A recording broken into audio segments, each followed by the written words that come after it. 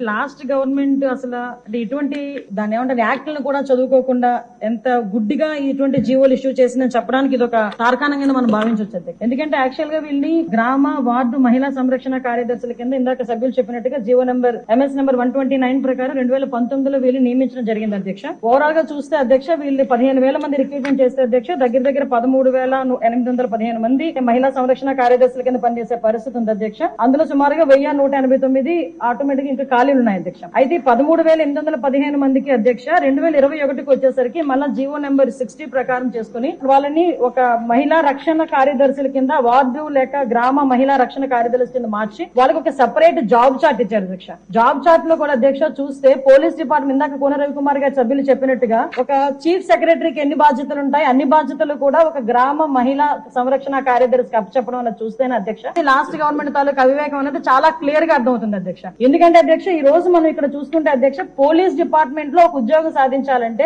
వాళ్ళు శారీరక దారుఢ్య పరీక్షలు వాళ్ళు నెగ్గాలి, రిటర్న్ టెస్ట్ వాళ్ళ ఎగ్జామ్ పాస్ అవ్వాలి, 9 months ట్రైనింగ్ కఠోరమైన ట్రైనింగ్ ఉంటుంది అధ్యక్ష.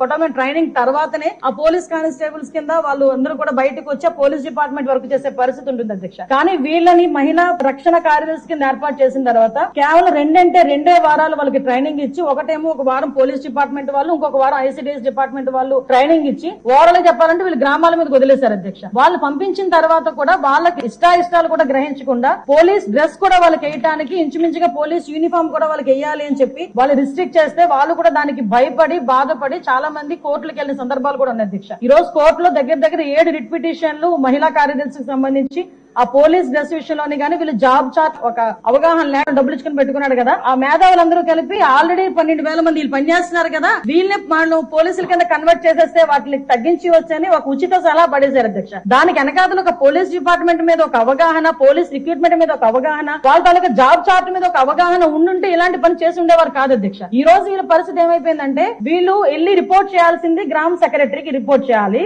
వీళ్ళ అడ్మినిస్ట్రేటివ్ పవర్స్ ఎక్కడ ఉంటాయంటే పోలీస్ డిపార్ట్మెంట్ దగ్గర ఉంటాయి. వీళ్ళకి జీతం ఇచ్చేదేమో MPDO, లీవ్ ఇచ్చేదేమో MPDO, మళ్ళా తిరిగి ఒకవేళ ట్రాన్స్ఫర్ అవ్వాలంటే డిపార్ట్మెంట్ కలెక్టర్ దగ్గరికి వెళ్ళాలి అధ్యక్ష. అంటే వీళ్ళకి సంబంధించి ఒక అథారిటేటివ్ ఆఫీసర్ ఒకరు కూడా లేక ఇన్ని డిపార్ట్మెంట్స్ తో పోనీ పైకి వచ్చిన తర్వాత పని చేద్దామంటే వీళ్ళు తాలూకా అంటే పైచి అంత పెరిగిపోయిందంటే లాస్ట్ గవర్నమెంట్ కి వీళ్ళ చేతే తక్కువ జీతాలు ఇచ్చి ఎక్కువ పని చేయించుకుందామని క్రైమ్ ఆఫ్ ఎఫెన్స్ దగ్గర కూడా కాపాడడానికి కూడా వీళ్ళు తీసుకెళ్లాలంట. నాన్ బెయిలబుల్ వారెంట్లకు సంబంధించి వీళ్ళు సపోర్ట్ చేయాలంట. అక్కడికి వెళ్లి మహిళా సంరక్షణ కార్యదర్శుల కింద మహిళా రక్షణ కార్యదర్శుల కింద అక్కడ ఉన్న అవగాహన కల్పించడం లేకపోతే ICDS సంబంధించి ఏదైనా మిడ్ డే మీల్ చూడడం అంతవరకు ఓకే. ఆఖరికి పోలీస్ డిపార్ట్మెంట్ కి వాళ్ళ ఇన్వెస్టిగేషన్ లోని కూడా వీళ్ళు హెల్ప్ తీసుకుని చేసుకునే పరిస్థితి కనిపించింది. లాస్ట్ గవర్నమెంట్ లో చాలా మంది మాతోనే మొరపెట్టుకున్నారు అధ్యక్ష. మేము ప్రతిపక్షంలో ఉండేటప్పుడు పోరాటాలు చేసేటప్పుడు మమ్మల్ని ఆపడానికి ఈ మహిళా కానిస్టేబుల్ తో పాటు మహిళా పోలీసులు కూడా పంపించేవారు. మేము అడిగేవాళ్ళం మీరెవరమ్మా మహిళా పోలీసా మహిళా కానిస్టేబుల్ అంటే మహిళా పోలీస్ అండి అని. ఇందులో విషయం ఏంటంటే అధ్యక్ష చాలా మంది ఏజ్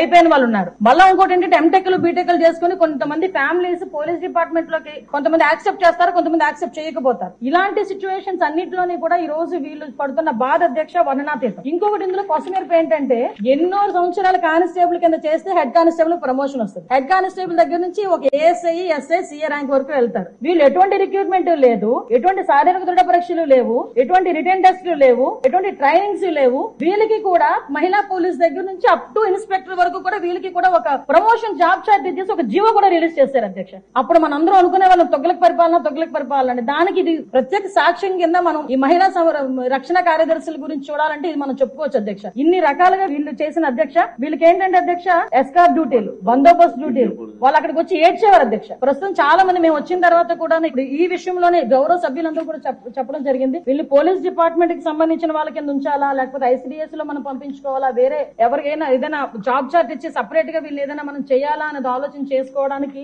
ఒక సుదీర్ఘమైన చర్చ అయితే జరగాలి అధ్యక్ష. మేము చర్చిస్తాం అధ్యక్ష. నా అప్పీల్ ఏంటంటే ఇక్కడ గౌరవ సభ్యులందరూ ఉన్నారు, గౌరవ సభ్యులందరూ కూడా ఈ విషయంలోనే మనందరికీ కూడా అవగాహన ఉంది. ఈ గౌరవ సభ్యులందరూ కూడా ఈ విషయంలో ఈ మహిళా కార్యదర్శుల విషయంలో మనం ఏం చేస్తే వాళ్ళ సేవలు వినియోగించుకునేటట్టుగా ఉంటుందో గౌరవ సభ్యులు ఎవరైనా లిఖిత పూర్వకంగా మాకు సూచనలు సలహాలు ఇచ్చినా దాన్ని బేస్ చేసుకుని అదే విధంగా మనం డిపార్ట్మెంట్ వాళ్ళతో కూడా చర్చించి దీని మీద నిర్ణయం తీసుకుని యాజ్ ఎర్లీ యాజ్ పాసిబుల్ మహిళా సంరక్షణ కార్యదర్శులకి ఒక జాబ్ చార్ట్ ఇస్తామని చెప్పి మీ ద్వారా సభకు తెలియజేసుకుంటున్నాను అధ్యక్ష.